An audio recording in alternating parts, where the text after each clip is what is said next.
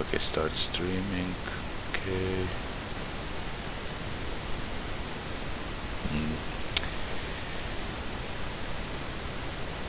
Okay. I think we're live. We'll just check with the guys here. You can say something just so folks can you know react. They usually say like it's like you're talking from bathroom or something like that. Oh, okay. Let's see. I'll just, yeah, I don't know. How's the sound, guys? Is it okay? I just typed, can you Yeah. hear us? So I Yeah, guess. no, I had to. Uh-huh. Does it sound okay? Yeah, looks like they can hear us. Okay, that's great. Okay. So, okay, like everyone, welcome to another episode. Actually, I don't know how is this called, but it's like another live session, IFCC Academy live session. So this time we have a young and talented David Tilton from. Actually, you live and work in Texas, in Austin, Texas, right?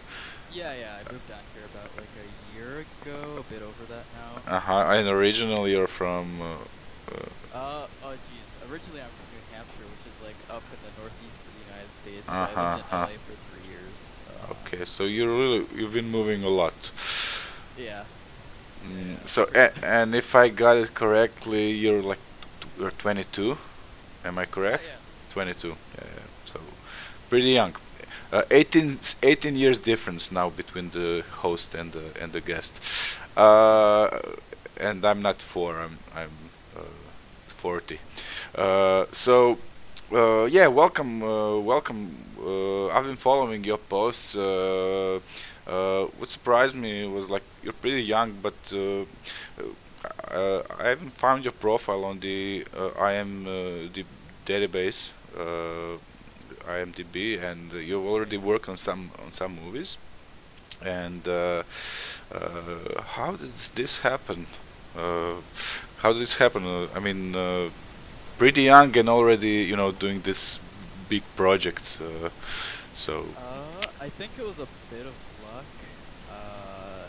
I don't know, like I was sending my portfolio around and, constantly posting and stuff online, trying to get into the industry and stuff. And then, eventually I started getting replies back from studios and, hits on my portfolio and all this other stuff. And eventually I landed a job at a VFX company out in LA, and they paid for my relocation and stuff, and like flew me out there, and were super nice to me. It was Luma Pictures, but I was working on Doctor Strange and a few other things with them.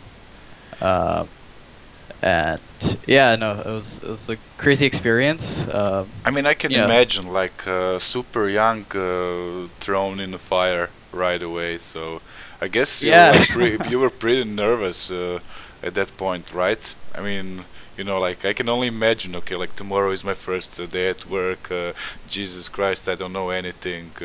Yeah, exactly. Like I kind of like when I was like making my portfolio, like I do projects that would kind of simulate, like what it's like to be in a studio more or less, from what I heard. Like I'd give myself deadlines, and do all this other stuff, give myself briefs and all that, and that kind of helped with preparing me. But yeah, no, going straight into it was a bit more daunting than I expected. Just from the aspect of there's a bunch of people that you don't really know, like production coordinators and stuff that you didn't know were part of the process, and I don't know, it's all new until you get in there pretty much and experience it.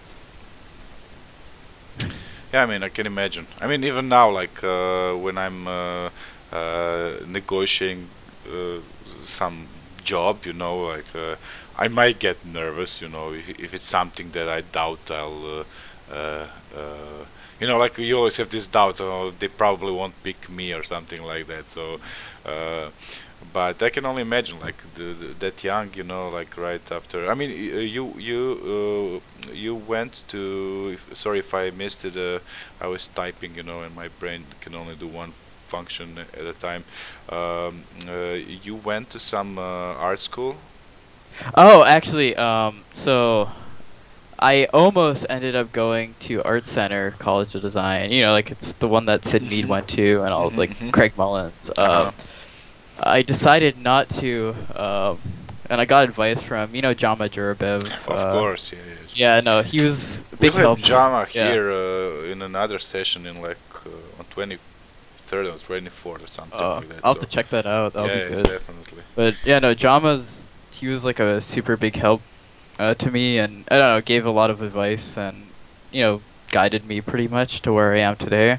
I owe him a lot, but yeah, no, I talked with him. I talked with my dad, and like my family and stuff. And the price for Art Center was just crazy because I would have had to move across the country and like take out loans and pay for like everything, and like Last video we had, like last session we talked to Alex Senechal, and because he's like self-taught, and that was exactly like what we commented, like, because I know here at the event people come and then they talk, like I still have to pay like for the next 3 years, to, I mean, everyone is in debt when they go out of the out of such school. So yeah, please continue. So yeah, no, so like I think it would have been like $300,000 like USD, Jesus.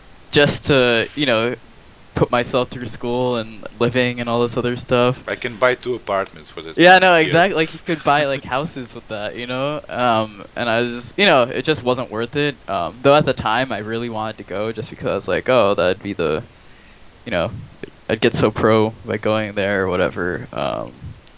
And that's not the case, especially nowadays. There's so many online outlets, and that's the way I went eventually. I did like Jama's first mentorship with Learn Squared, and and a few other Learn Squared classes, and like CGMAs, and Gumroads, and all these other things, and lots of Google Hangouts with some of the guys that are in the chat right now talking. And, yeah, no. I see like Kalina is here, Yort is here, Leon is secretly here. Yeah.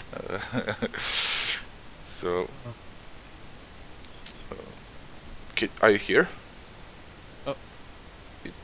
The sound is a bit lower. Oh yeah. Oh, hello. Yeah. Is that still good? I think it's okay. Yeah, no. I think it just cuts out randomly or something. Okay, so you just went for this self-education path, which I guess it's much easier now than it was like maybe 10 years ago, with like almost I think that almost every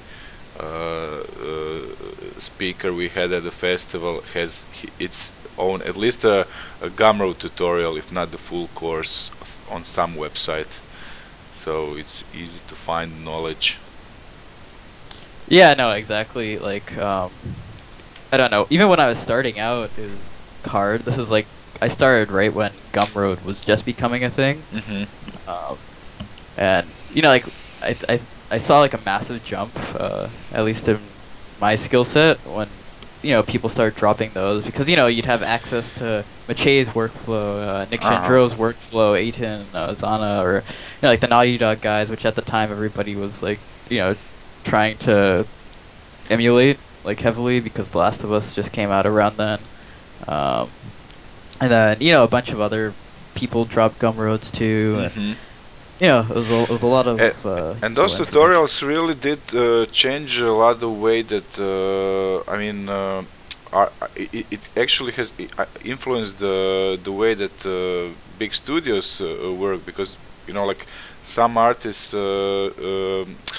appears on Gumroad and shows some workflow which wasn't so like mainstream. It was like just his workflow, but it's like very effective.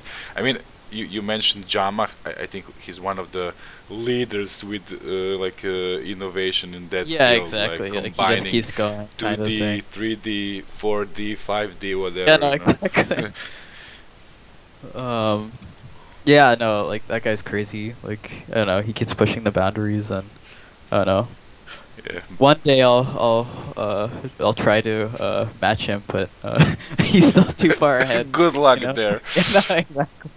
Yeah. Um, So, yeah, I mean, this is one of the works we'll probably go through layers here. You already doing some paint overs or whatever.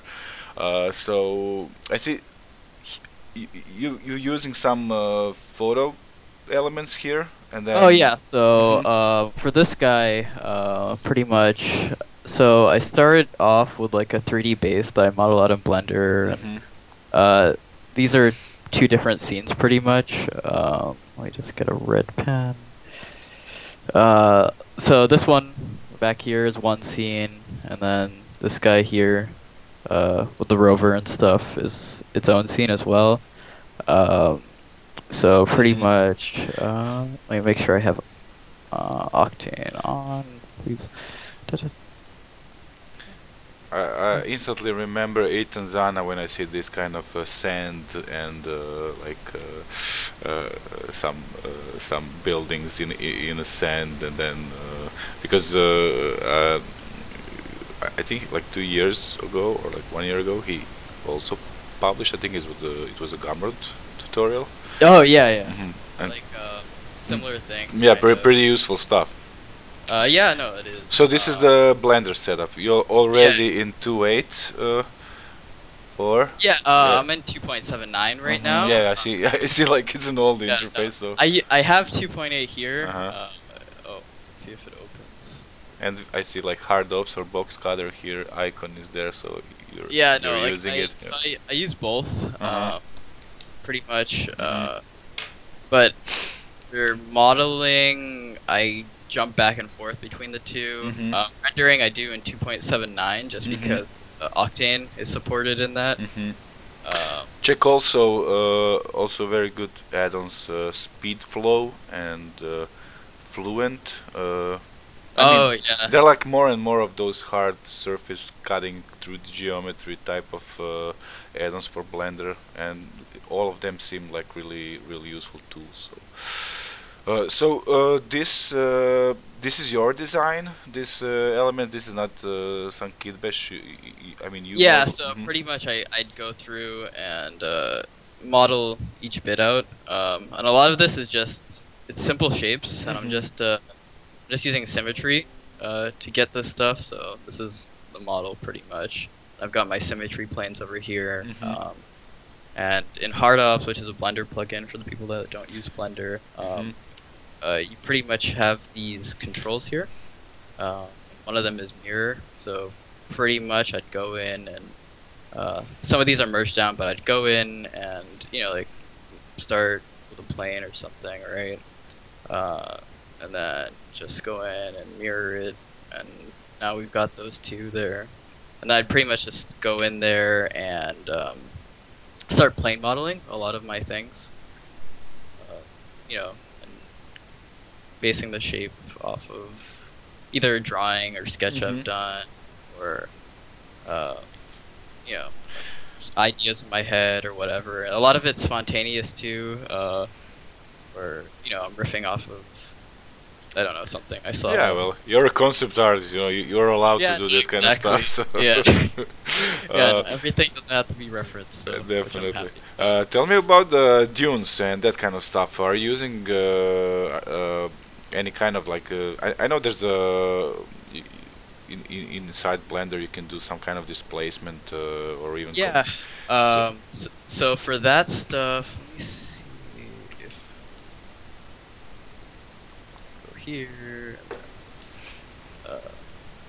So yeah, no. So I was using some displacement stuff here. If you can see this render, Mhm.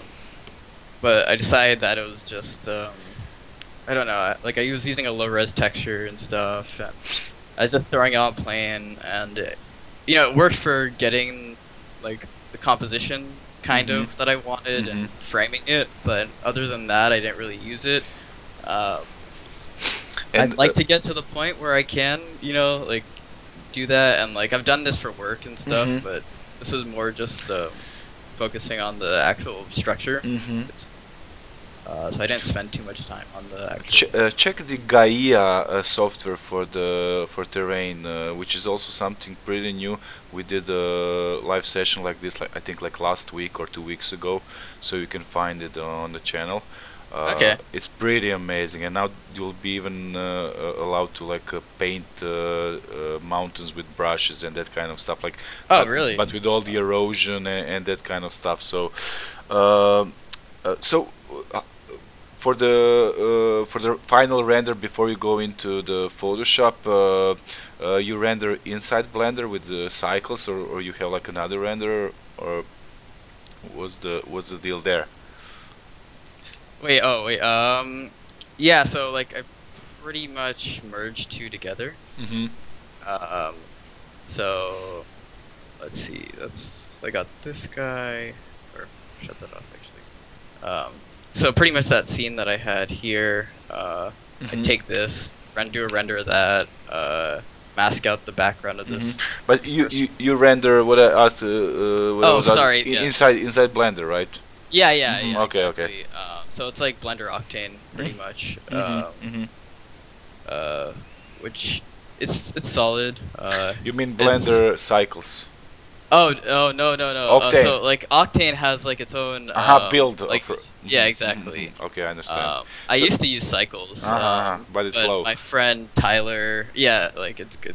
It's fast-ish if you have a, like a better GPU, but I'm stuck on a 1070 right now. Yeah, it's definitely not still at Octane level. No, it's not like Octane or Redshift. Although in theory it should work like that, but it for some reason it's not optimized like that. Yeah, not sure. But yeah, no. So I use Octane for most of my rendering now. At work we use Redshift. I heard that it's really good. That is even better, let's say, optimized than Octane. At least that more features are working inside that renderer. But I think like for concept art, like Octane is more than enough. Yeah. There's some questions in the chat. Okay, let's see. Yeah, so let's see. I'll start from is David only 200 layers, someone says. Okay. Oh, yeah, no. Yeah, so this I'm working on this thing live, I guess is what this person's asking. Kind of like I'm doing a paint over it right now. But it's pretty much put together at this point. Let's see. Sam, Octane is like Redshift pretty much, and it's just fast. I don't know. It's become kind of standard for concept artists in a way. And I don't know. Steve Messing is probably to blame for that or something, because I know he used it a lot, and that's kind of why I use it too, because he made it look really good in like a demo he gave back in like 2015 or something, and then yeah, okay, I think that's all the questions, right? What was the question for mentioning the last thing you answered? What was the question? I'm trying to find. Oh, right. So do you know Steve Messing? Yeah, of course. Yeah, the crazy good avatar. Yeah, I don't. He's working on Alita 2 and all this, but like he gave a demo. Let me see if I can pull it up real quick.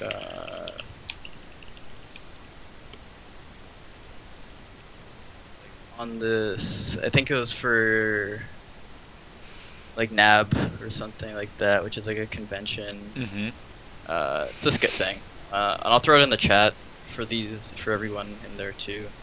But this was a crazy good resource when I first found it. He's using Octane and C4D for this, but he goes through a lot of his process. It's kind of quick, but he goes through a lot of it, and it's really useful. Just to see and hear about his thought process. My only complaint with the Octane that it has like 99% of resources, like any information about Octane, is related to Cinema 4D, Yes, which is good for that's guys like Leon Tucker, but for the rest of us, it's like yeah. Like I'm kind of secretly saving up for C4 for that reason. Um, like, but I know the Blender version is gonna get an update soon. mhm. For 2.8. I'm not sure how Is it true far that that they're is. like planning to release it for free or something like Yeah, that? exactly. So pretty much you only have to buy the standalone, Mhm. like the Okay, Octane cert, which is like I what have that. $500 or Yeah. something versus like 800 if you bought the plugin or something crazy like that. Um, Yeah, yeah, yeah. I uh, bought it and it was like $50 if it was like some kind of alpha or something, and then I hoped it will be like ZBrush, like you buy it one and then you have like updates forever, which didn't happen, of course. But yeah. but we do have like the most recent version, and I think it's got even smaller than even slower than it was before, but I might be just seeing things. Um, yeah, Yeah. so Steve Messing did like an amazing demo, and then you got hooked to. Yeah, no, exactly. Mhm, And then I was like, I need to use this. Like kind of like how people are like, oh, what brushes do you use? And it's mhm, like, if I use those brushes, I'll be just as good. It's kind of the same mentality. I feel a lot of people have this mentality for software now too. It's like, oh, what software do you use versus what brushes do you use now?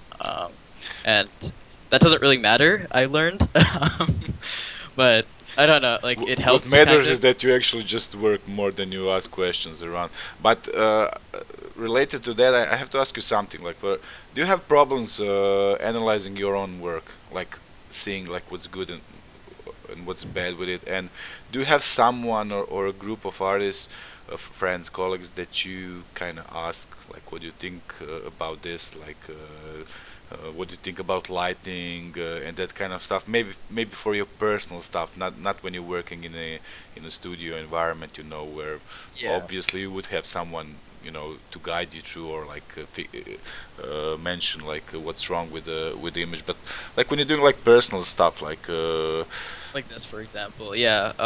Pretty much, I have like a bunch of friends that I mhm. go to. Like Bo Zoneveld is one of them. Ah, he's here, I see. And yeah, no, like and a bunch of other people like Tyler Thull. If I can bother Jama, I'll occasionally send him stuff, but that's like if I'm really confident in a piece, then I'll send it to Hmm. him. That hasn't happened for like a year now. um, just because I don't know. I haven't had as much time for personal work as I'd want. Hmm. But I'm now getting back into it. Like I'm working on this and working on another concept as well. And then I've got a Discord full of friends that I go to, and like we just drop stuff. Like Jack Jones is in there, who's like a good character artist, but he does keyframes as well, and Hmm. his stuff is very good. And then So are these just for practice, or are they like a part of a bigger story? Are you developing something like yeah, so this one in particular, let me pull up my art station real quick.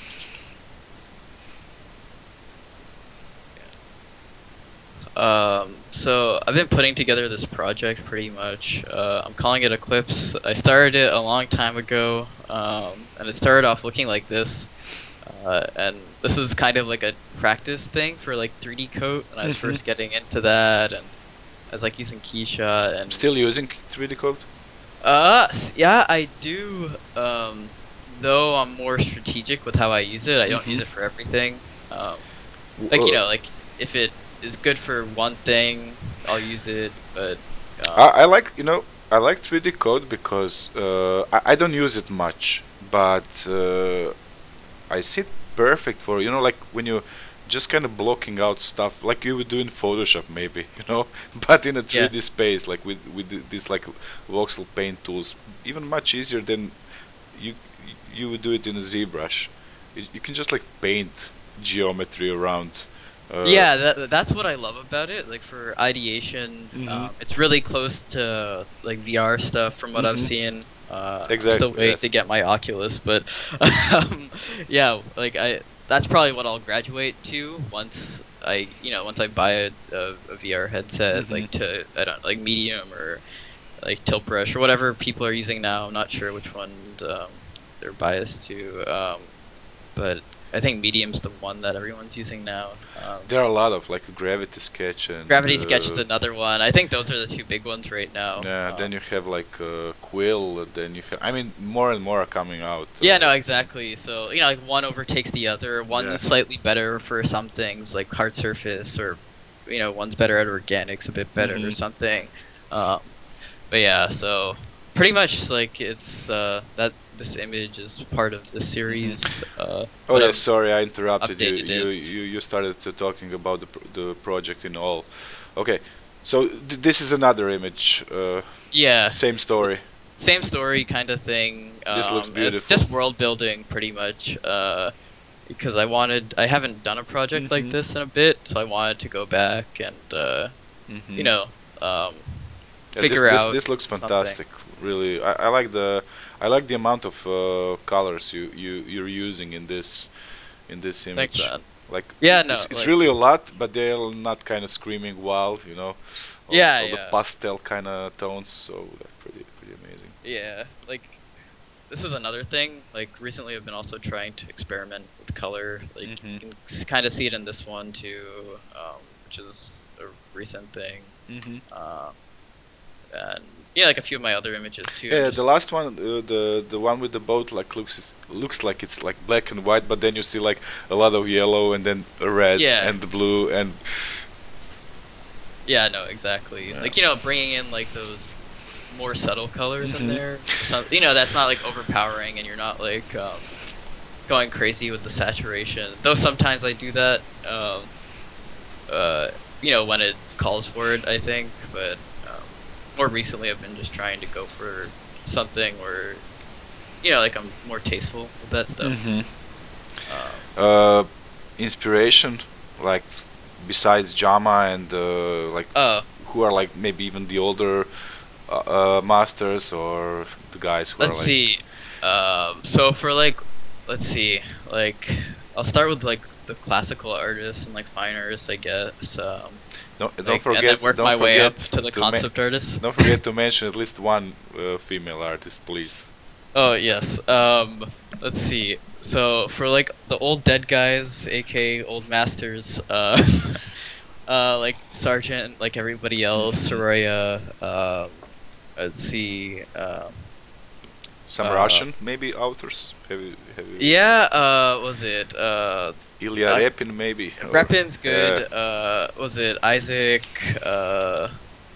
Leviathan or something like that. Levitin, I forget his name. He's a landscape painter. Yeah. I'll Google it later, but he's a good one.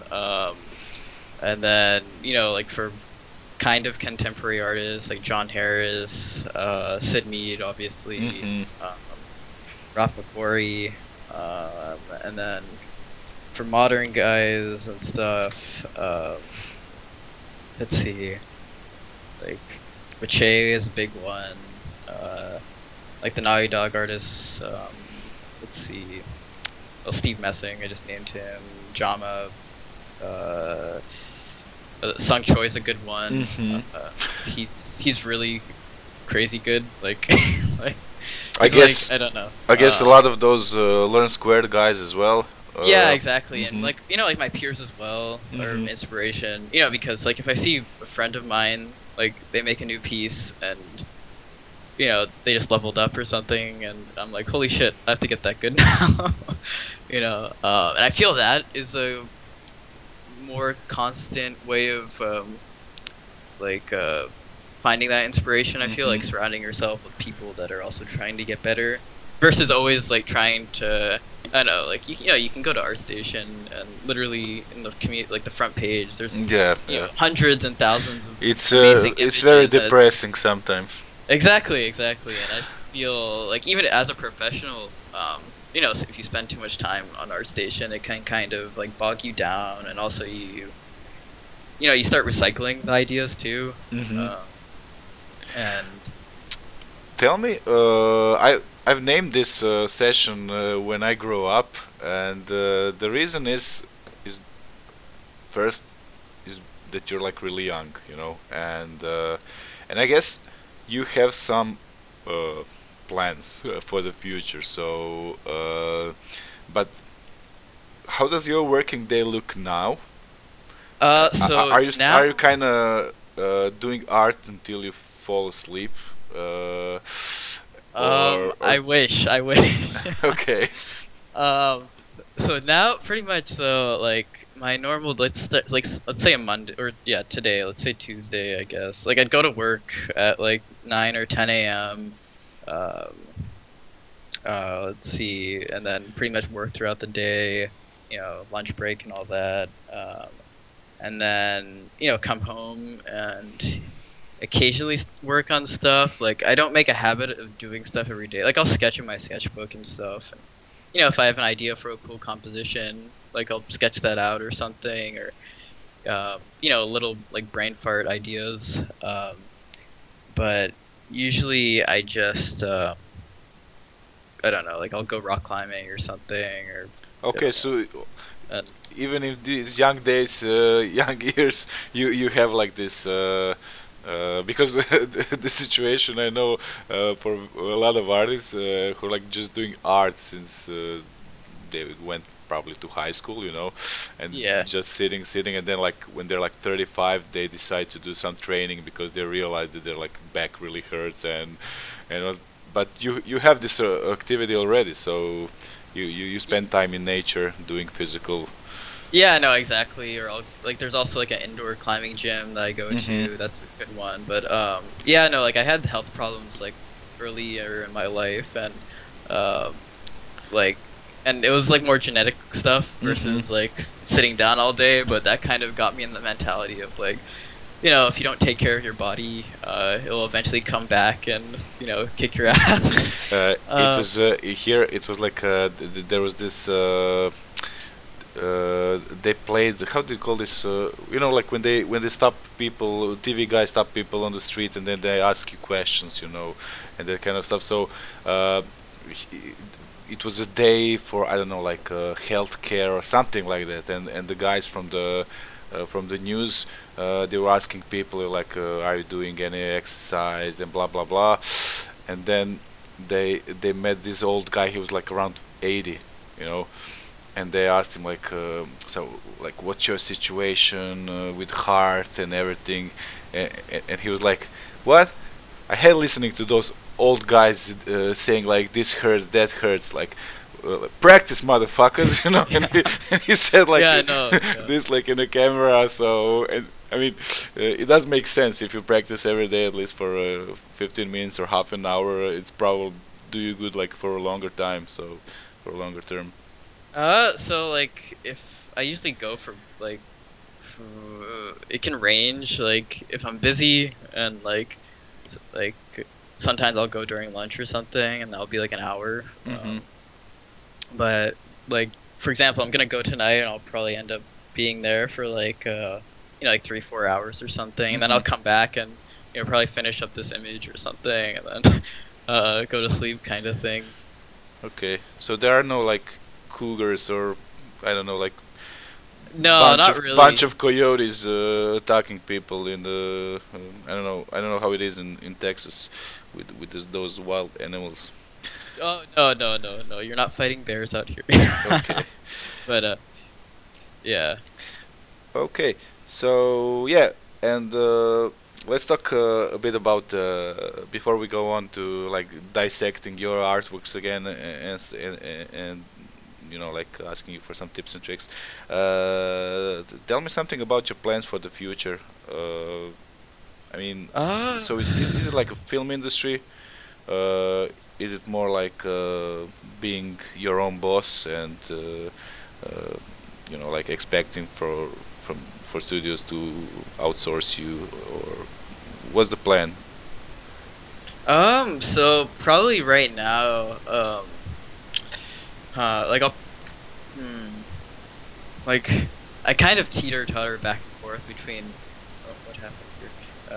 Like wanting to do, yeah, like more film work and stuff, Mhm. and, or you know, going in and making my own project and pitching that or something. Um, and I feel like I'd probably have to develop that way more. Like I've wrote like kind of like little scripts kind of thing, and like synopsis kind of material for some of my projects, but nothing that's worthy, I think, yet. So I'd wait until that to really pursue that. So probably like more film work, I guess, or like right now I'm working animation, Mr. Teeth, and you know that's pretty fun, and you know I'll probably stick around for a while doing that, and you know like freelancing on the side as well. And I mean, since you mentioned synopsis, like so, like, are there some plans for some kind of Kickstarter campaign or something already for It's maybe down the road. This could because be you know next you year. don't go could into be- synopsis just like that, you know, like Yeah, no, like I don't know, like a buddy of mine, Eflin Mercier. Oh yeah. Yeah, We no, know he him. got me into writing and like trying to develop stuff alongside just image making. And I don't do it as much as he does because he's a madman, and I don't know. He does a bunch of stuff, even though he's not posting right now. Like he's crazy busy. Ephraim is pretty interesting and pretty smart French guy. Yeah. Um, Yeah, for those that don't know, he's like he works at Riot. Really cool guy. he was at our event, I think, once or twice as a attendee. Oh, nice. I think I even I did. I invited him to join as a speaker one year, and but I guess he was already moving to United States or something. Yeah. I think. What was So- that? so Probably that around never like happened. 2015 or 16 or something like that. Yeah. Okay. Can we check some other works? Oh yeah. Let me just save this out. Mm-hmm. Just put that there. Let's see. I guess we'll start with the one that's like cover. I'll close Blender as well. Do you do challenges?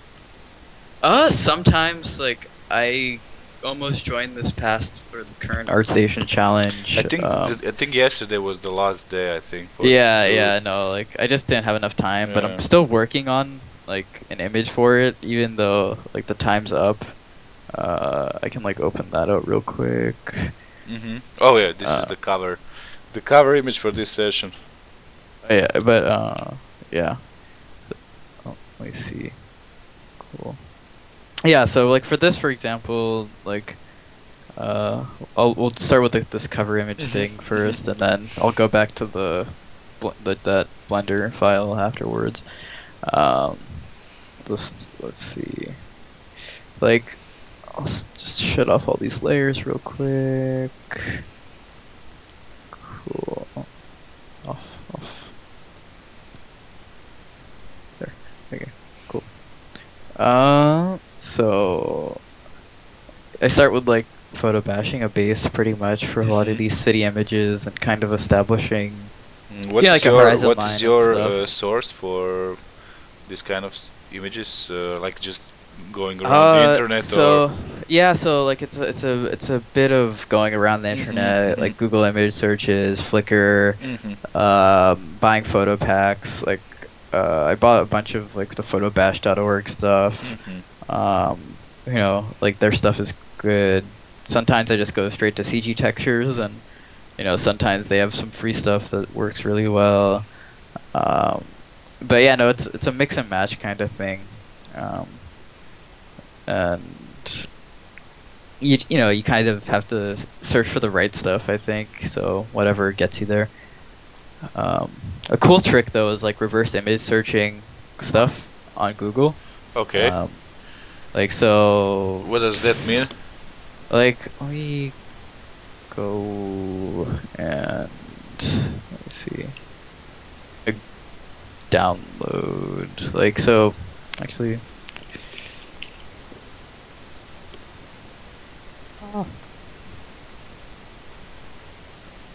Like let's see if we go to city for here, for example. You can like go in here and there's this tools section and it has like your megapixel sizes, right? And I usually set it to like 2 to 4. And then from there you can find a lot of really cool images, like this one for example. You know, and then from there you can tools, either you can set size or that exactly. kind of stuff. Okay. And then from there you can throw it back in to Google, like once you download it or something.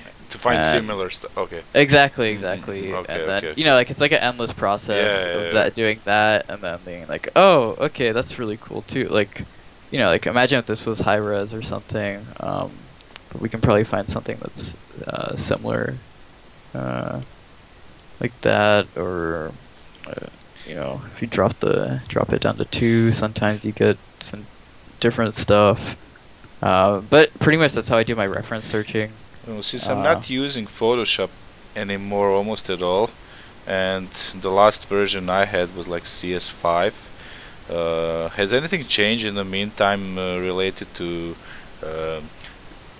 you know, cutting buildings from the city? You know, like selection tools, they're like much smarter. Like I think they had like the quick selection tool and like channels and all that, and that's all I really use. Like, you know, like going through and like And some finding kind of the channel that has the most contrast, and then you know, polygonal lasso tool or something like that. yeah, exactly. That's another good one. So you can, you know, like go around and you know, like say this building was a building I wanted to mask out or something, go in there and, you know, just lasso tool it or something, or if you wanted to do a selection. Magic wand is good. You can mess with the tolerance up here and that changes, like it selects that much now, but if I like bumped it up to, you know, a bit higher, it could, you know, end up selecting a lot of weird stuff. And this is good for painting. If you want to like start throwing in like weird little color nuances, or you know, going in there and detailing stuff up, that's a good way of doing it. And yeah, no, that's pretty much it.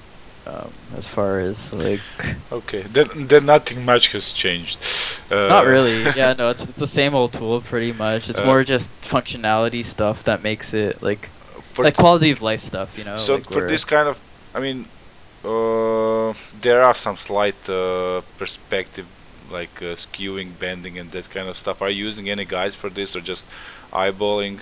I'm just eyeballing it right now because I kind of knew where this was going, and like I knew what the horizon line was. Can, and you can we can go? just, Can we go a step back yes. before you turn on the lights? Oh yeah. Are the original lights actually lights from those buildings here, or did you just like use the silhouette and then apply? Yeah, I just use the silhouette for this. Okay.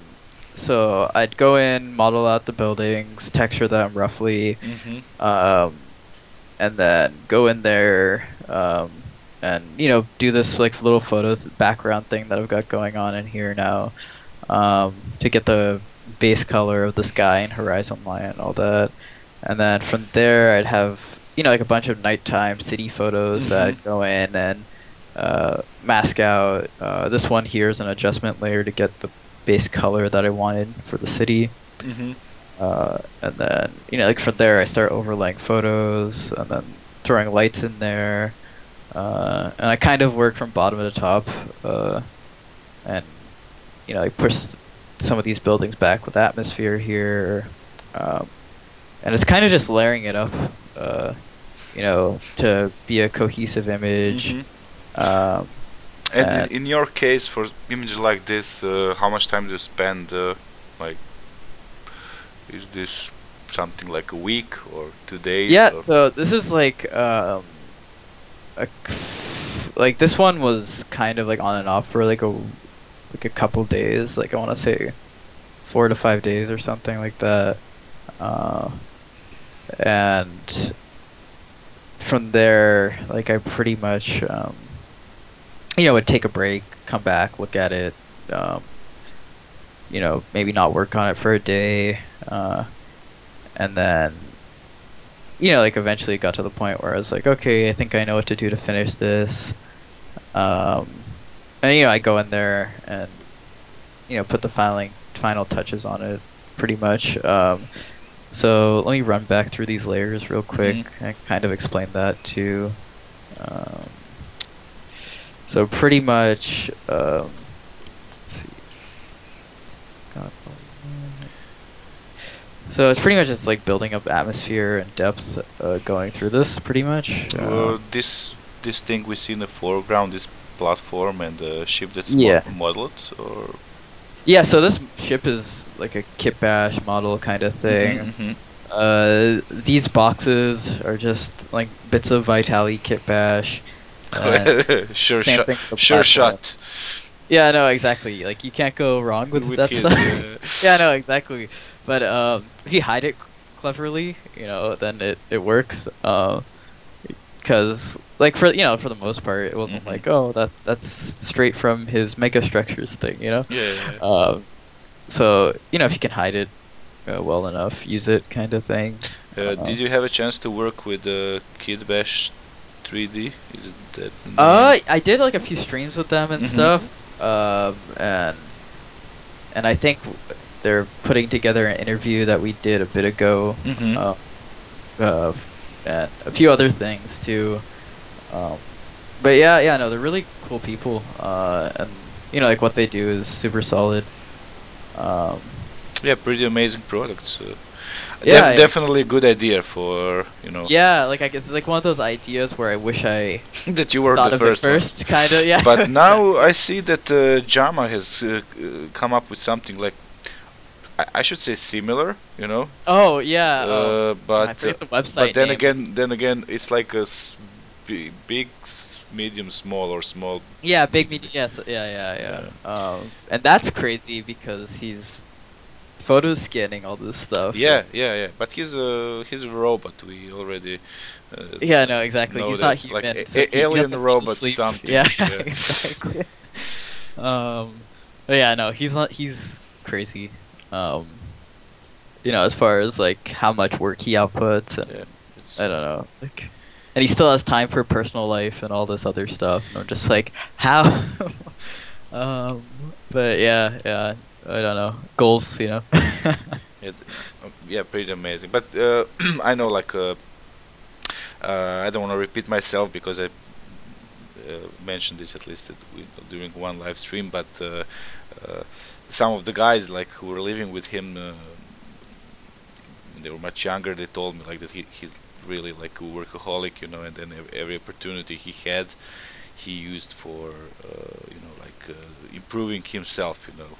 So that's partially a reason why he's so fast and so productive. So yeah, so where have we stopped with this image? So okay, so what's the format here? It's like 3:1 or like? Yeah. So what was it? So this is like 1920 by 1080 pretty much for the base format, and then I do a 235 bar kind of thing, you know, for that cinematic look. And I use this like for banners and stuff occasionally if I do like a local talk or whatever. But yeah, no, as far as like the final image resolution and what I'd normally hand off would be like this, pretty much the full frame, like that. And when you finished it, you probably thought like, why wasn't I hired for the Blade Runner? Oh, I actually had a chance to work on a bit of 2049. Oh, really? But that was on like the VFX side, and it was like, you know, like concepts for matte painting stuff. And you know, it wasn't like crazy. It wasn't like I was designing, you know, like what Mike Hill was doing. I wasn't like I designed. It's more like making coffees for other artists. Kind of, yeah. But yeah, no, it was like back end of that kind of thing.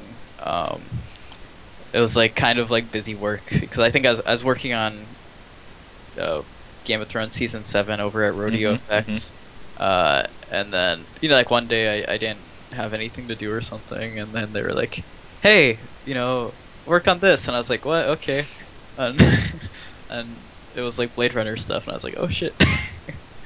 You know, and that was a cool experience. You know, just being able to touch that project, even though it's like a very, I don't know, like I wish it was a bigger way, but I don't know, like I don't think I have the right to touch such an IP like design wise yet. Well, you know what? I mean, I mean, since you're like 22, you're definitely evolved a lot, you know, and then probably like with the I mean, when you start like in 10 years from now, when you'll be analyzing stuff that you did like 10 years ago, which is now, and stuff that we all admire now and talk about now, I mean, it will probably be like, oh, that was shit, you know.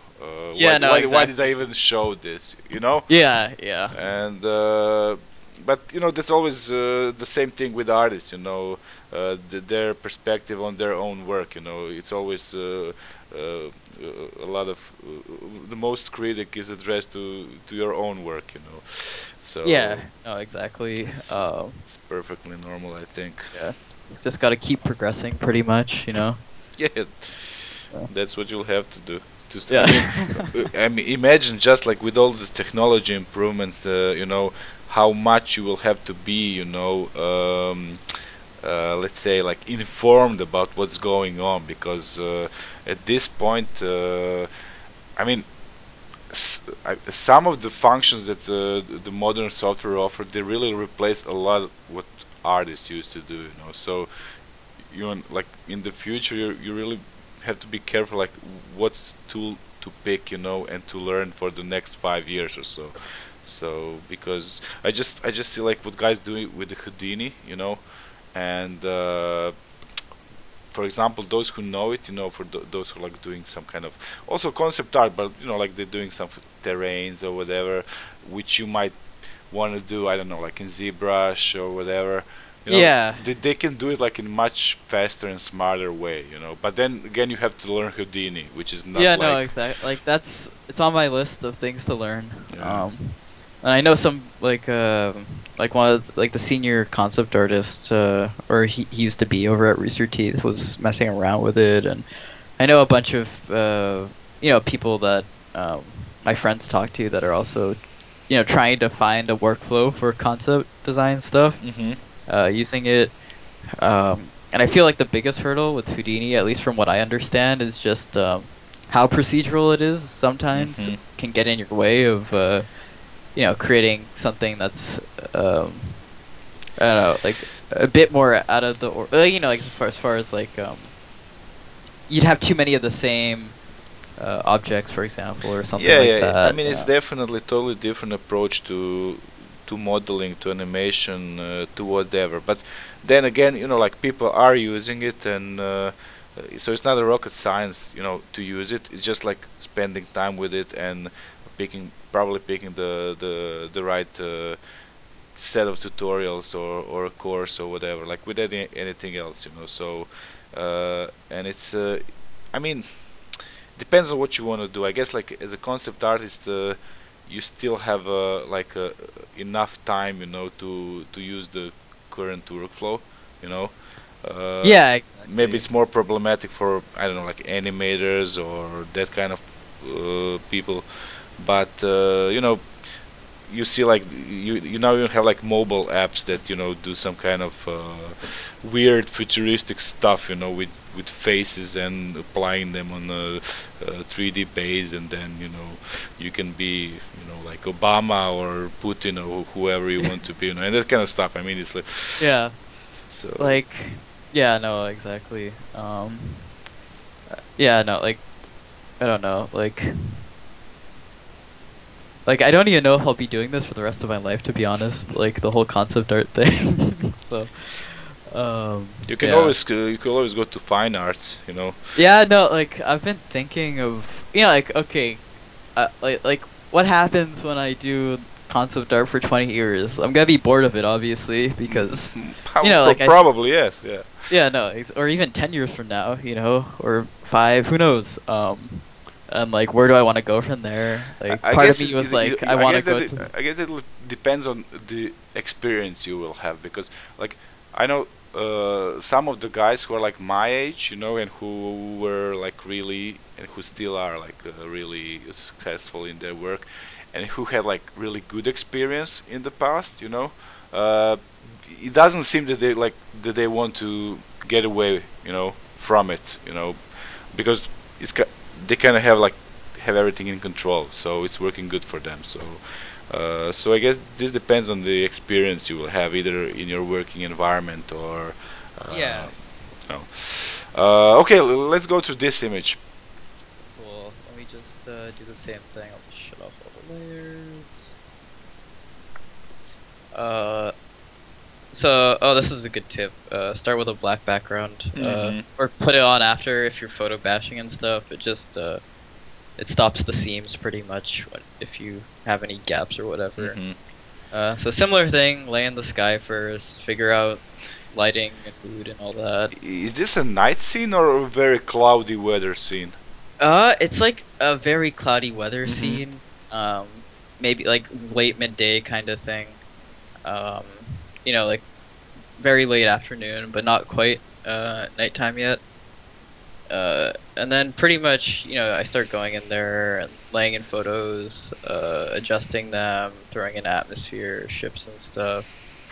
I think it's this. Let's see. I forgot to delete some layers. So I think that's what the Rochelle thing was.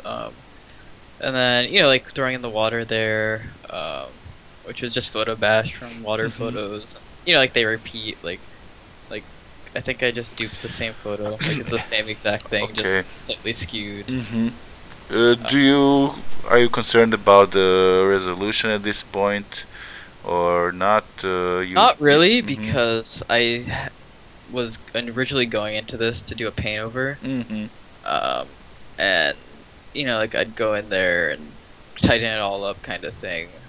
So the photos are just there to get you a base, pretty much, to work off of. And this, like, the tentacles started off as like silhouette kind of thing. Let's see if I just go down here. Let's see. Oh, I think I merged some of these down, but like they'd start off with like a silhouette kind of like this, or it's just like one color, and then I threw a photo on them via clipping masks, and like I just keep going like that, and building up photo elements that way. Looks like I have to answer my phone, so you just keep on talking for the next like I'll keep everyone busy. 240 seconds, okay? Yeah, cool. So yeah, guys. So it's just us now. No. Yeah. So I just go through pretty much and start throwing in like more photo elements. Some atmosphere here and there. And like VFX. Some of them I don't use. Some of them I do. Like that. I don't know. I think it was like some cannonballs hitting the water or something. And then like this was supposed to be an explosion originally, which was gonna like hit one of these tentacles. And I didn't use this. I don't know. It just looked weird. So. And most of these other things I decided to keep, or scrap, depending on like how they looked or how they felt with everything. Yeah. And from there I threw another adjustment pass on it, and that consists of a bunch of curves layers and hue and saturation. A quick way of getting colors is doing this darken color thing, where you just take a flat color pretty much and overlay it on top of your image. I did this twice, one with the darken and then one with the soft light.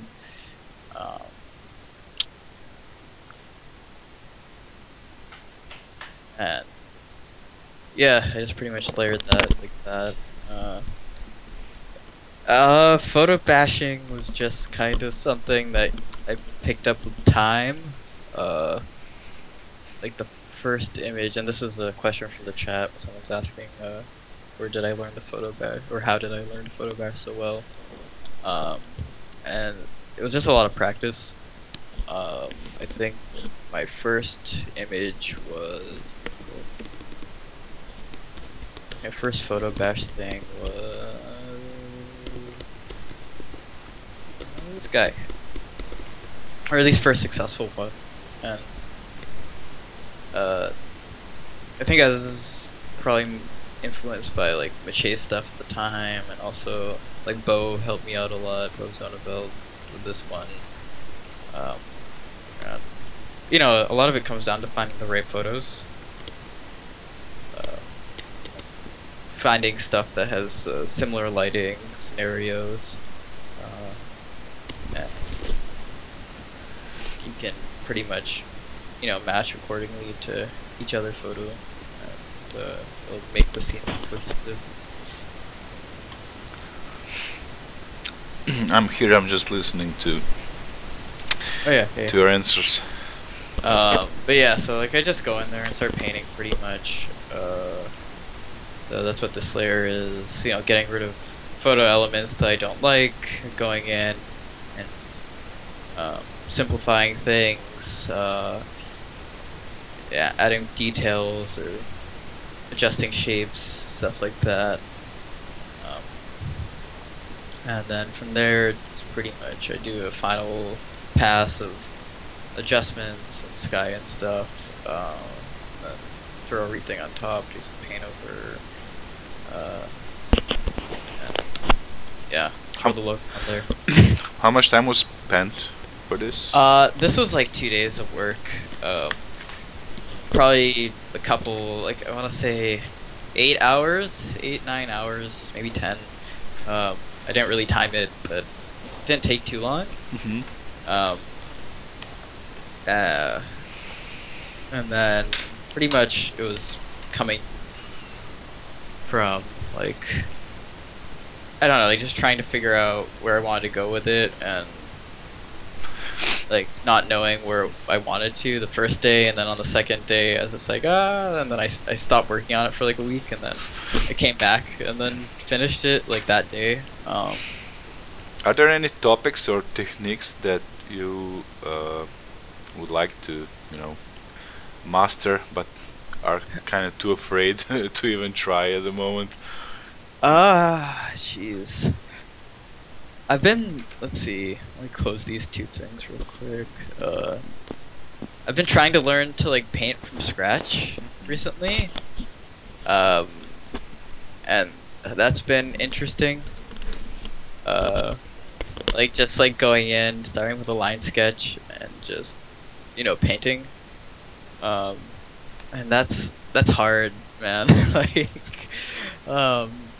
Like it's a skill that like I'm happy that I'm learning and like I'm getting better at, and like, you know, obviously hammering in that foundation and stuff, and you know that's very important. And you know, just understanding those core principles.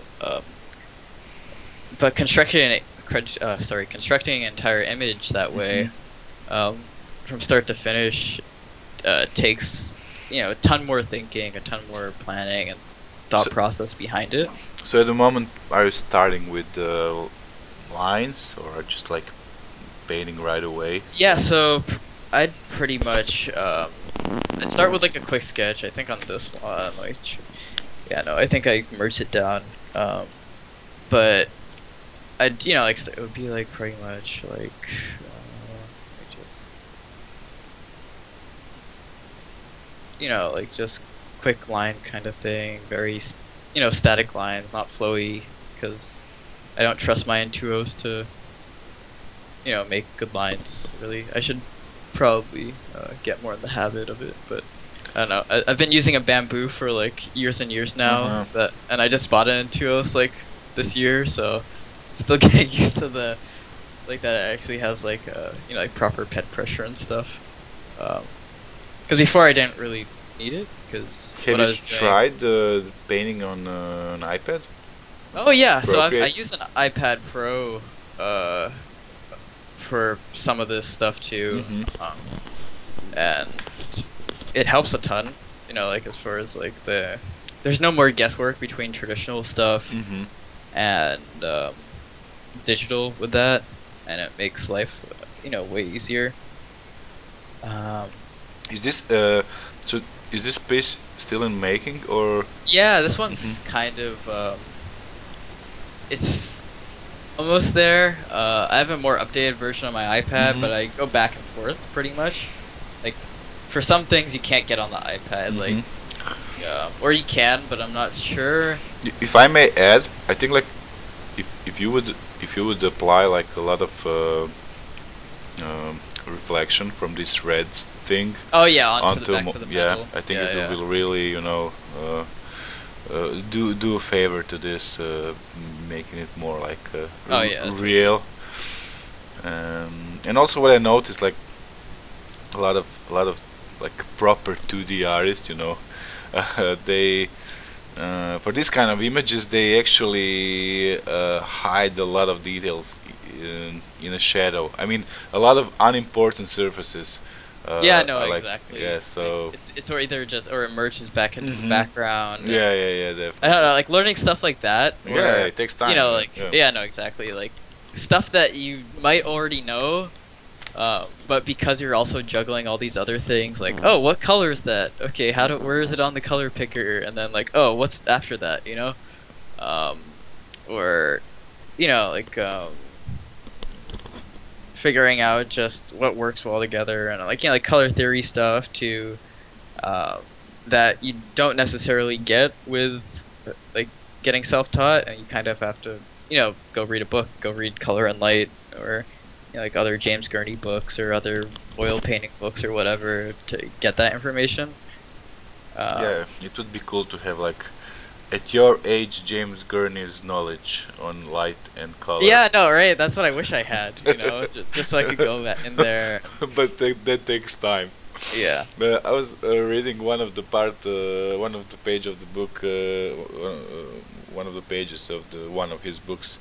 It says something like really interesting, like if I remember it correctly, that the night light is not blue, and that it's actually it's like reddish, but that our brain fools us, to see it, and that kind of stuff, and then like, okay, I still have to learn a lot about those. Yeah, things. exactly, and like how like everything's relative to each other. Like, if you have a super yellow thing and you put gray next to it, the gray will look blue, or vice versa. Yeah. Things like that. That you just don't know until you either experience it in your own painting or something, or you go in and research the hell out of it. This is another thing I'm working on, and this is like Varungia inspired kind of thing. There's also an updated version on my iPad that I haven't had a chance to bring over here yet, but a lot of this stuff was done in Procreate, just because I have a better handle of how like the opacity and stuff works in there versus like a Intuos. But yeah, I don't know. It's getting there.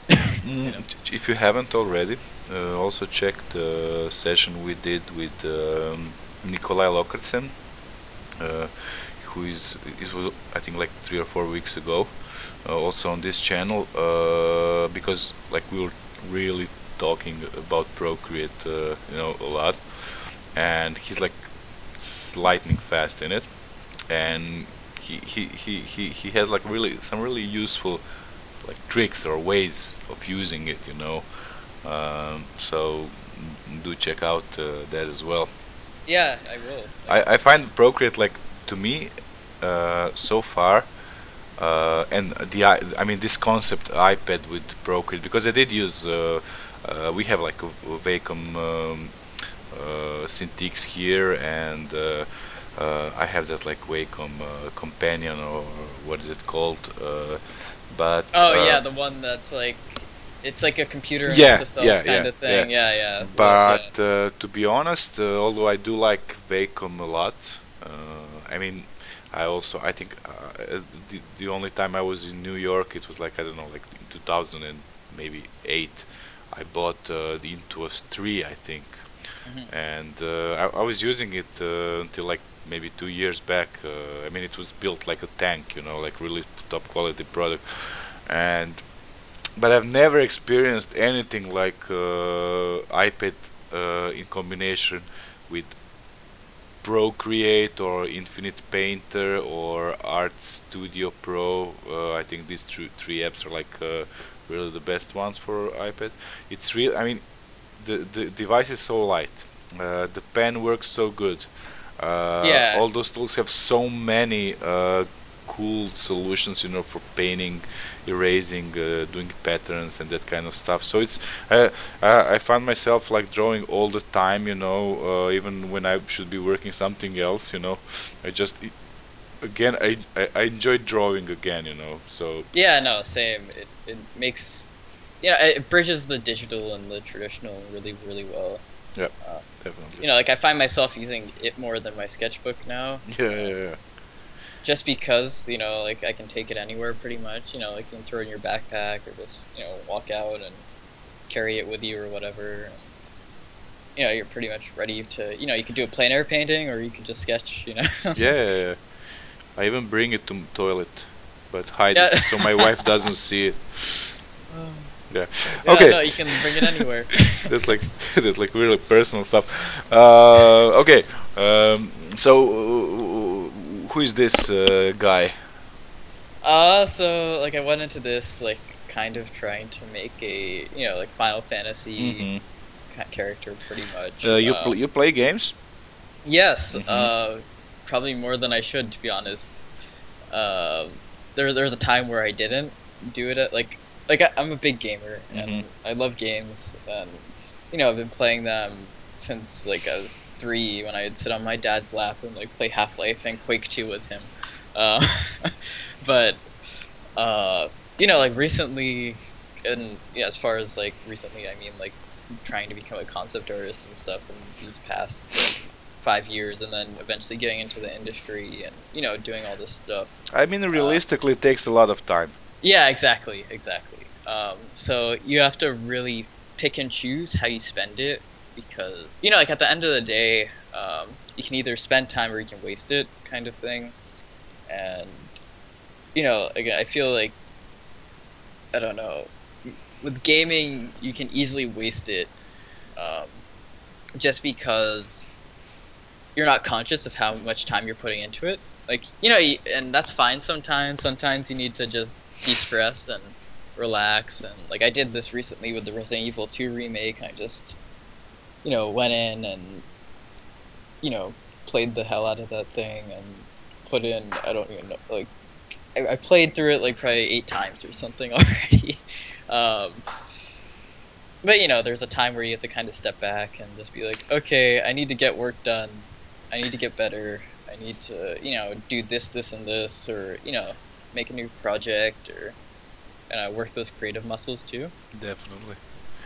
I mean, okay, like these days, being an artist and I mean, it even makes sense to play games to see how things are like built in them. For example, okay, I won't name any specific game, but like this year or last year at least, like there were like 5 titles, which are like total masterpieces, and like every frame in the game that you play looks like a perfect piece of art. So it's actually, you can look at it that way, that you actually exploring and learning new things. But then again, I think like any real gamer, will say that they do, like make you an addict in a way, Which that's what they're meant to, yeah, of like, course. And a good game, you'll end up It's like playing legal it. drugs, Exactly. And if a game's good, you're gonna usually end up playing it, like, for more than 2 hours.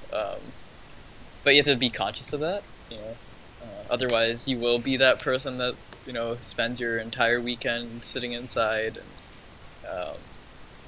I don't know, leveling up your Monster Hunter character or whatever. Um, So, uh, uh, just let's pick just a bit, to talk a bit about the future. Like when you grow up. I mean, yeah. it's a funny title, but so so did like other artists already started asking you or contacting you for advices and that kind of stuff? Like, do you see maybe at some point you would do something more like educational? Like being a teacher, or Yeah, how do you feel about that? like I think I'd eventually take up teaching. Like, maybe if I move back to LA, like teach a brainstorm class or Mm-hmm. do something online. And people have asked me for advice, and sporadically, whether it's like Facebook messages, emails, or Instagram stuff. Um, and like I try to give back as much as I can, as far as giving back like advice that I might have gotten from other people. Even if you would like to skip, then you remember, oh Jesus, how many times did I ask Jama? Yeah, no, exactly. It's like you should always give back to people that are Definitely. asking. Though, like, they have to be courteous when asking. That's a big thing. But yeah, no, if they're nice and, it's a question that you haven't answered to, either, tell them the answer or, I don't know, have them bother your friend. Yeah, yeah, yeah. You should ask that guy. He's better at it. Oh, exactly. Yeah, cool. Yeah, no, exactly. Have you been to like conventions and like to meet with other guys from Yeah, around the world? like I've been to, like as far as like within the U.S., I've in North America, I've been to like Edge Control, CTN. Edge Control, that's in Canada. Yeah, Hmm, exactly. hmm. Like as far as North America, sorry, and just CTN's another good Hmm, one. hmm. I've, Are you going to the? Is it Lightbox? oh yeah, the Lightbox one. I'm Hmm, going to hmm, that. Yeah, I'm super excited for hmm, that. And then as far as Europe, I've only been to THU hmm. Yeah, once. THU, I think it's the largest event Yeah, and that was here, that at was least here. I that think was Lightbox might interesting. be a lot bigger even. Uh, Yeah, it's interesting to see like how many people they're getting now for that event. Like lineup's crazy for Lightbox. well, like Bobby Chu is really a legend, so Yeah, no, he uh, has all these I think connections I and think this stuff. also Right? like this moment where like artists like will instantly trust the event because there's one of them is organizing it. So Yeah, uh, and they've so been really nice. Like I had like like some questions and emailed them, and they hmm got back to me like almost immediately. And like that customer service and stuff yeah, for that's an event important. that That's big important. is really cool to see. Yeah, I know some guys from here, like from Europe, are going as well because yeah, it will be huge. It will be like huge. I mean, it will be good to be there because of all the not just for hanging with artists, but because of all the business contacts and that kind of stuff. It's good for the future. Yeah, exactly, and just you know, I don't know, people that you probably don't even know but they're amazingly talented will Oh be yeah, there. that's great thing. That's great thing about the event, because you actually meet a lot of guys who you don't know about, but they're like really amazing. But maybe they don't have like a, like ArtStation portfolio, or yeah, or even if you do, you just can't like trace all the people, all the amazing people who have like a portfolio there. So yeah, it's always like going to events is always like full of surprises. Um, okay, do we have like any other work that we might check Yeah, before? yeah, like do this. Let's see. Oh, Stephen Say Stephen Oakley asks, Steven, is this me coming to the Lightbox? Yeah, you should come. Yeah, I'm not sure, man. It's pretty pricey. Not the ticket, but the whole Like the travel kind the of travel, and I think that like the accommodation and like all that is way out of my budget. So not sure. I would love to definitely. Maybe you know what? I started painting a lot lately, so maybe in a few months I will have a decent portfolio, and to finally start my proper art career, to find some jobs there and to stop organizing IFCC. So maybe that's an option as well. sick. Yeah, no, if you get a chance, I don't know. And they'll probably do another one, I hope.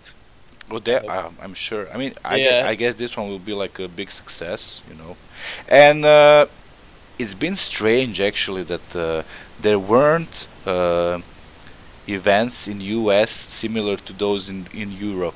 Like Yeah, it's like been THU, years. like IFCC, like industry workshops, and so which was really weird. But then I know that you guys have like these cons, Yeah, which is like Comic-Con and all this yeah, a other bit stuff. different format. So yeah, definitely something that should have happened even earlier. So even before. Yeah. So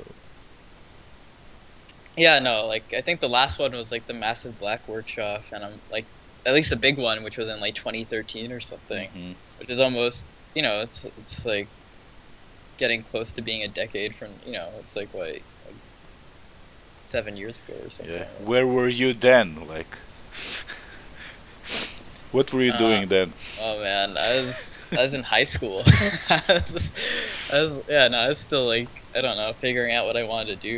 Like, How I thought do I wanted to be a graphic designer or some shit, Yeah. Yeah, no, like at the time I had no idea. You had other problems like.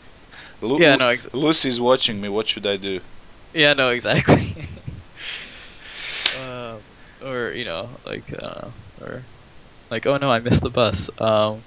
Yeah, Is it the end of the world? Yeah, exactly. Let's see. So, guess we'll go through this one. So pretty much I always just build it up from here with the sky. Though this one I did start with a sketch that I did in Photoshop versus my, like normally it's on like a little piece of paper or my sketchbook or a sticky note or something. Because I don't know, like if it looks good on a sticky note, it's good forever. Oh wait, is the audio gone? They're No, I saying can that in hear the it. chat. Okay, cool. What is this? This is This looks like really interesting in this phase here. Yeah, so pretty much it's just kind of laying in the idea and composition, and I had a bunch of thumbnails somewhere. Let's see, is it this? No, those are. I think that's from when I started it like ages ago. But let's see. So is this? I Like don't think Is this yeah. like the phase one? Yeah, exactly. So this is pretty much you're just going in. So this is like yeah. most of it painted, and then maybe some skewed textures, like. Yeah, exactly. So like this is pretty much like what I'd do is like, like if I wanted another branch here or something, I'd go in there and finesse that shape, pretty much. How is is this ship? Is this like part of some like vacuum cleaner and then squashed and washed? Oh yeah, so this was actually I'd have to dig up the file, but it's just a 3D model that I used, and it's a render of let's see. It's like this, right? But it was like a version. It was like a camera that I didn't use for this image. So I just like had a test render of that, and I was like, oh, I'll just use that. So I just took like the test render, which was like super low res, and I was like, how can I make this work in here? And then I ended up just putting it in here, kind of thing. But yeah, so like like say if I wanted this kind of thing. Tell me something about how do you approach these hills we hear? I see that they're like all different.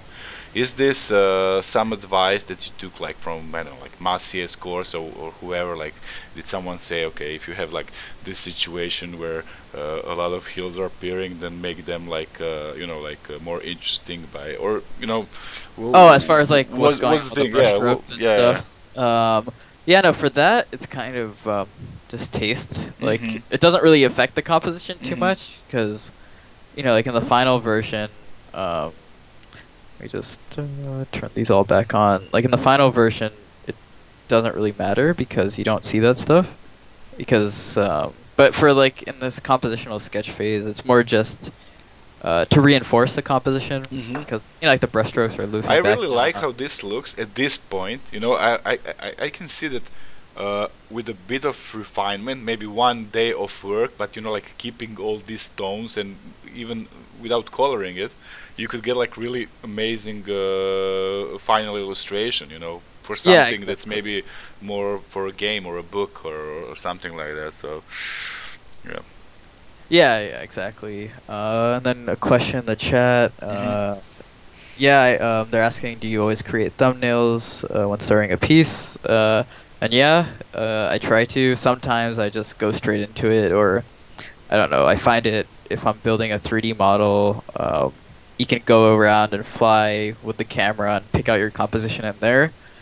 Though that's also prone to a lot of errors and stuff as far as like you have infinite possibilities, and you don't think it out as much usually, or at least I don't, compared to when I'm doing it 2D and having to very methodically figure out where I want things.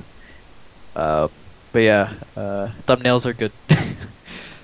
But yeah, no, like this kind of thing, creates a very solid base. If you have all your shapes laid out, you already know like the vibe you want, where everything is placed, elements in it, like there's gonna be trees and all this other stuff. And then from there, it's just pretty much working it up. And I literally just, when I was working on this, I cleaned up some of the silhouettes.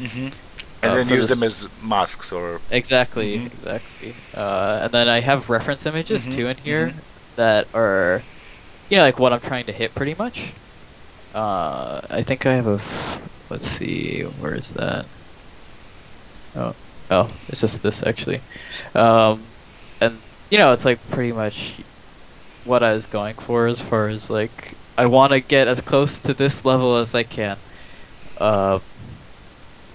Obviously, I'm nowhere near Aiton because he's, so good.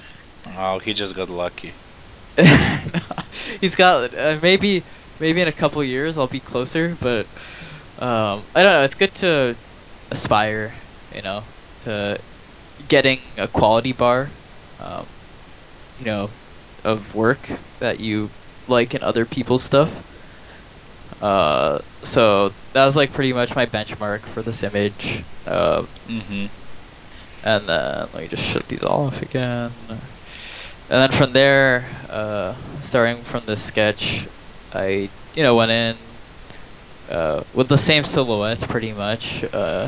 Like if you look at that, like so you just don't care. You take anything that has like a structure or noise, should I say, similar to what you're after. And yeah, exactly. Like, and this is just like a big tree kind of thing.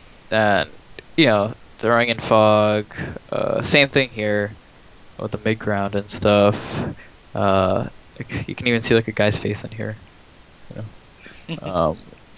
And pretty much layering up everything, using those silhouettes. But I went in there and cleaned it up. Like, this is a bit different.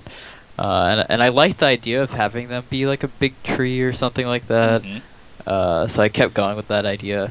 Yeah, it definitely looks like those weird weird rocks, like maybe after some kind of volcanic. Eruption or something. Yeah, Yeah, exactly. which form this kind of Like weird forms, shape, you know, like organic yeah, forms. Yeah, pretty cool. yeah. And then from there, I'm like throwing in some distant details, like, oh, what ends if these things are like crazy big, and there's like little mountains back there or something. Um, and then laying in a foreground, which wasn't really in the initial sketch there. It kind of was, but I wanted to make it flow a bit differently. And then the final adjustment layer, pretty much, which is just like laying in all these colors, and contrast and all this other things. So That you don't this get. was your practice. This wasn't for a client. Yeah, this is just all practice, pretty much. And I approach my client work the same way.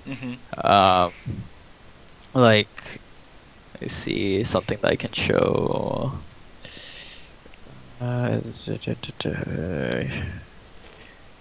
Are you satisfied with the? I mean, this is a bit personal question, but you know we don't have to answer. With the incomes you have at the moment at this age, Yeah, like it's kind of crazy. can you like? Are you already in a position to put something aside and? Yeah, like I'm Mhm. saving money and Cool. saving up for like a house or whatever, Cool. car and all that other stuff.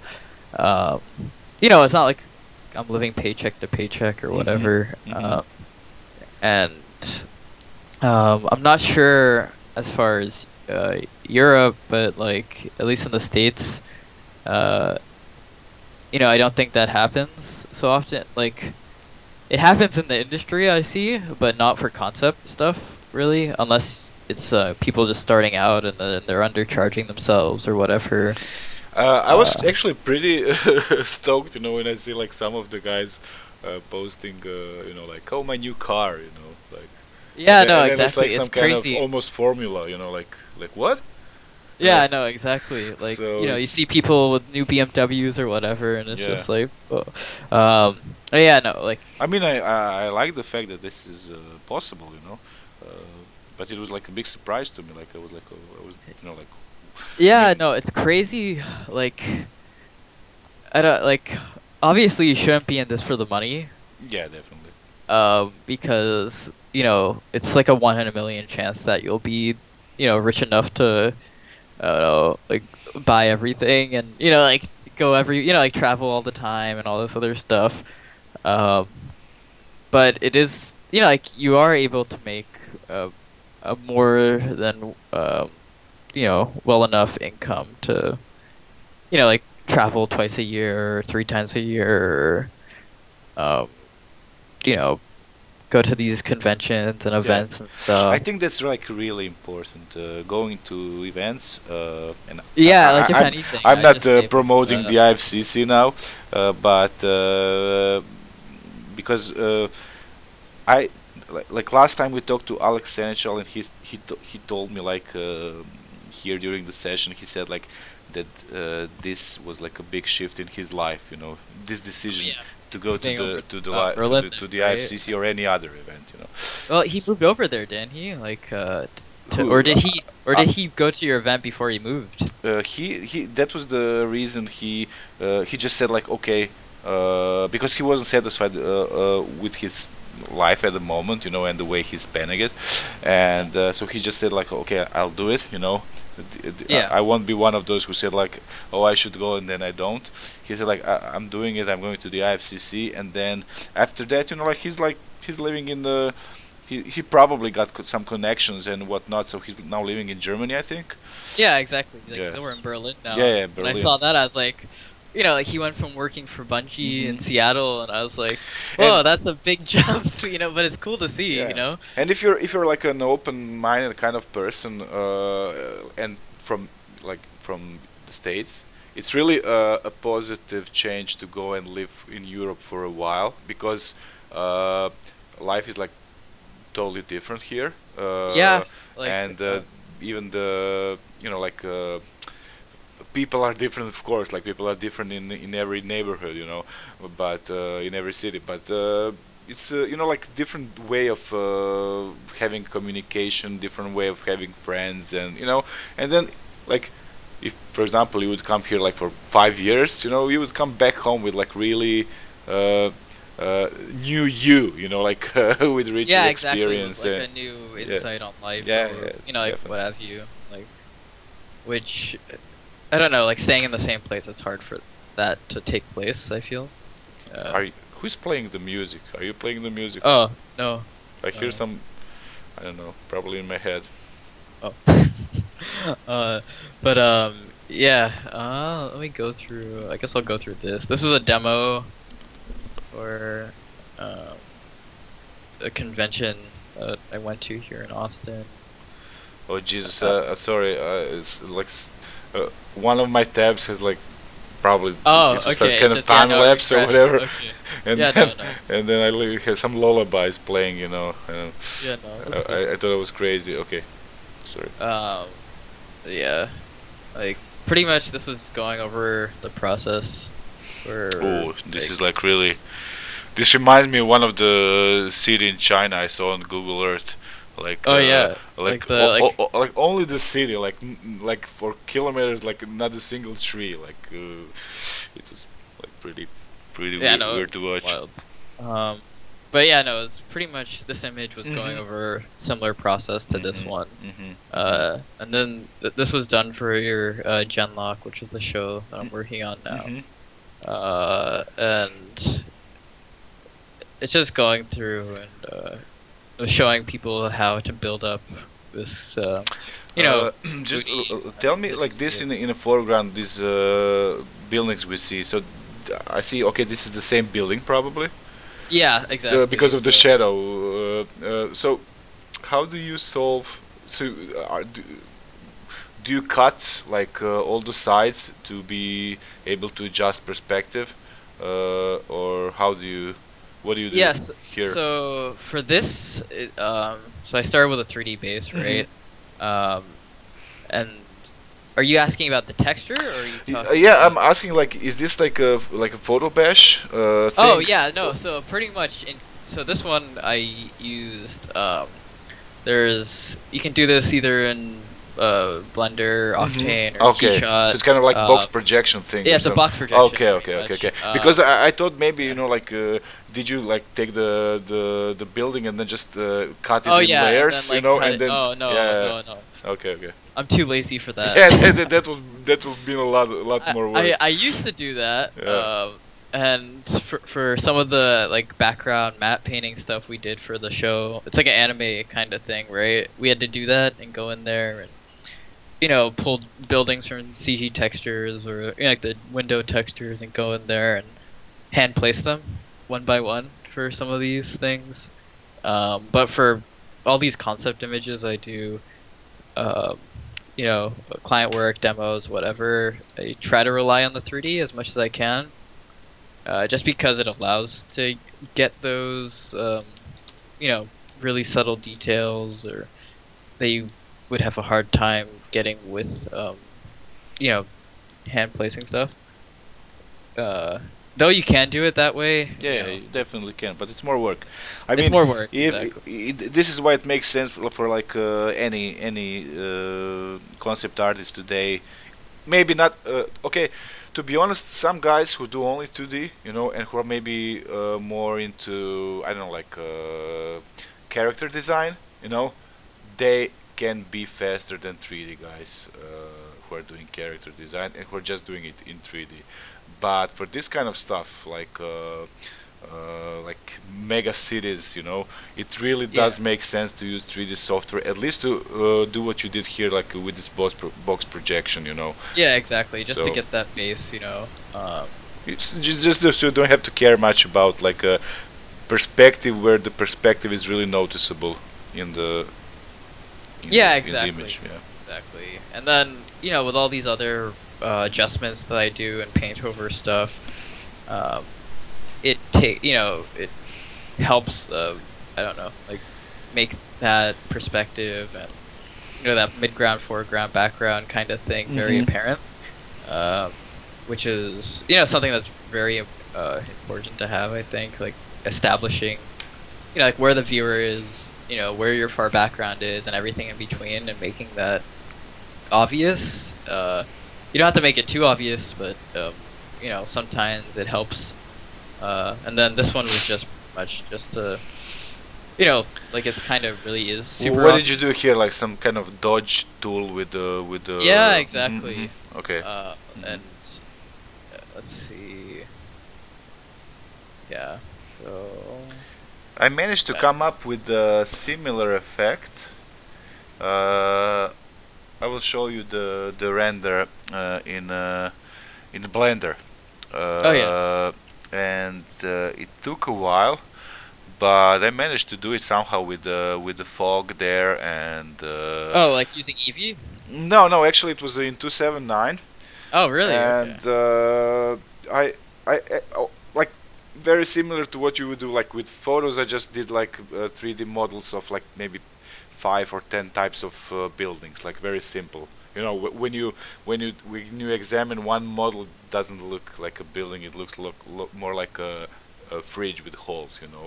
But when you combine them, into this kind of mega city organization, then like your brain says, okay, those are buildings. So, but I managed to do like some weird thing, with the source of light and the fog and everything, and I even think I rendered it in cycles, all of it. So.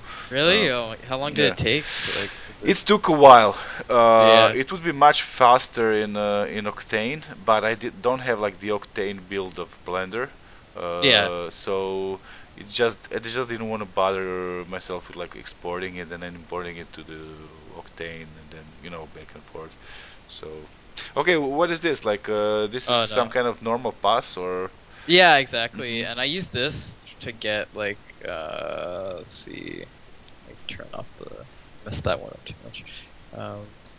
You can go in here and use it to get different lighting scenarios, kind of, or like get weird colors in there. Like something I've been doing recently. You can artificially make these if you're using photos only. But for 3D, I tend to render it out. But you can go in there and use this blending options mode. To mess with where it's getting picked up in the image. Last session we had as a part of the Stephen Corman's Epic Mate Shot course.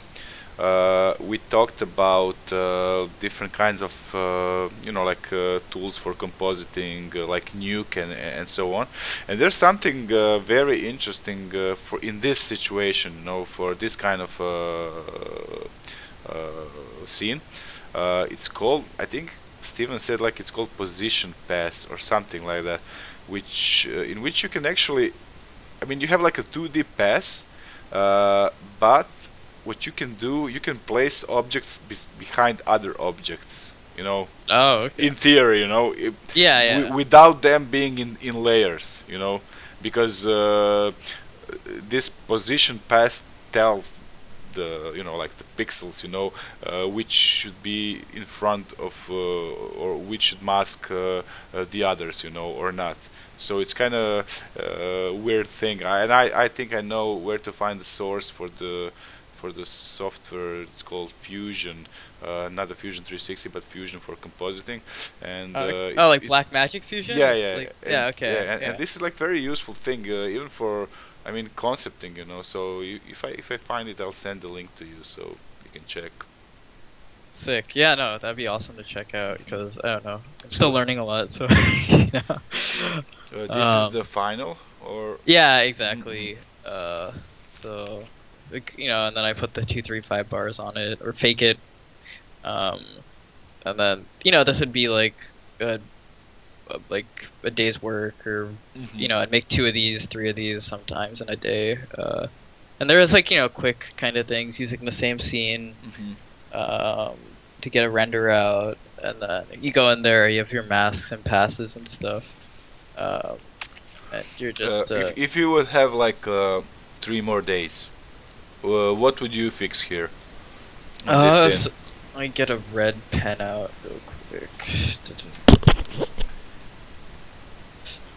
So pretty much, like go in there and maybe add some more depth in between these buildings here or something. And like fix all these lights that are just, like Dull. some of these are just like, why is that here kind of thing. Yeah. Like these over here, for example, like they're cool, but like there's stuff where they're intersecting here, and like here too, or like going in there. More like a cleanup. Yeah, exactly. It'd just be a cleanup pass, or like going in there and putting rim light on some of these buildings. Or Maybe something. even to here, yeah, like maybe fixing the perspective here.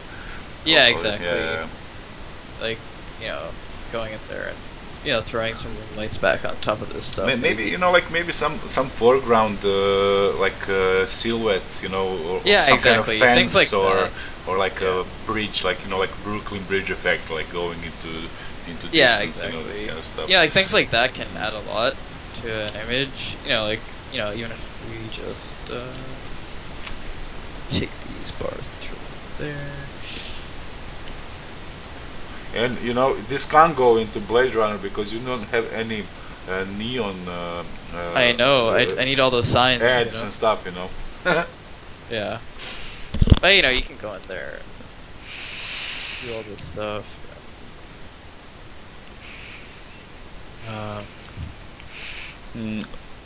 Okay, David. I mean, we're already online, I think, for almost 2 hours, and I won't take any more of mine, or time of people who are here with us. I mean, I'll still be talking for at least another minute or two, so Yeah, you can continue sketching if you want. Yeah, for those who are coming to the IFCC, there's just a slight update related to tickets. So because we have a Patreon page now, it will be possible to deduct the amount that you've given through Patreon from your ticket price. So which means like maybe this is not so interesting for this year because the event is happening like in 3 months or like 3-4 months, but maybe for the next year, because just by being a patron you could like pay for most of the tickets. And if you need more info on that, you can just write to us. And yeah, David, thanks a lot. Is there anything you want to add? No, not really. Thanks for having me, man. It was fun. I haven't done a stream like this in a while, so. This is like a total improvisation, so this is how we like it. Yeah, no, it's a lot of fun. Thanks a lot. Like, we'll be in contact, and thanks for everyone. Thanks to everyone who are here. Mark, Soren, Kalina, Steven, like all of you guys. Thanks for being here. Like, I know like every host has the same type of message at the end, but it's probably just being polite, So I'm a nice guy as well. So yeah, thanks a lot, guys. And talk soon. And next session is, I think, with unless something jumps in the meantime, then the next session is with Jama Jurabayev. But I know myself, although I'm not planning anything, I guess we might have another session this week with someone, and then there'll be Jama Jurabayev, and then after Jama, I think we'll talk to Jessica and Bastien.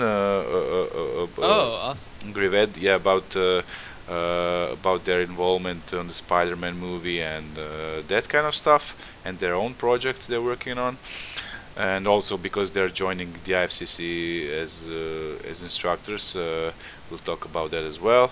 And yeah, and this is also something I said to guys who I meet here.